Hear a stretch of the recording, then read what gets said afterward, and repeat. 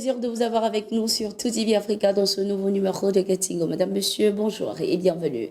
Les forces armées maliennes montent en puissance ce 4 janvier 2024. Le président de transition du Mali, le colonel Assimi Goïta, a doté les forces armées de drones de type Bayraktar TB2 sur la base de l'armée de l'air à Sénou en présence du chef du gouvernement et du ministre de la Défense, Sadio Kamara. Ces drones permettront d'assurer la sécurité de l'ensemble du territoire et à renforcer les capacités des forces armées dans la lutte contre le terrorisme.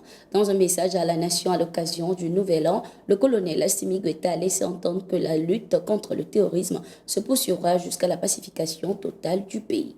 Sur aucune portion du territoire national, il ne devait y avoir de la place pour ceux qui ont décidé d'attenter à nos terres et à la vie de nos populations, a-t-il indiqué.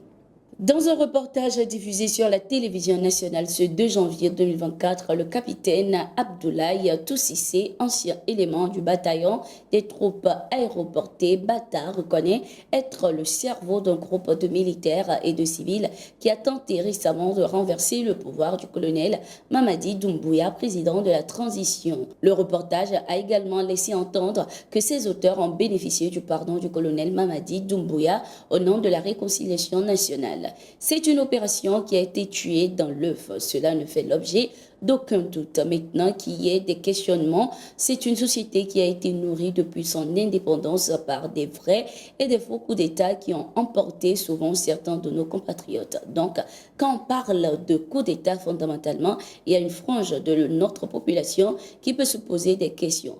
Avec le temps, on pourra aussi comprendre ce qui s'est passé parce que les auteurs sont là. Et puis, les informations peut-être plus structurées pourront être mises à disposition des populations et ça permettra de dissiper les doutes des uns et des autres. Ce sont des doutes qui sont légitimes dans une société qui n'a connu que des règlements très durs de ce type d'action, a laissé entendre le porte-parole du gouvernement.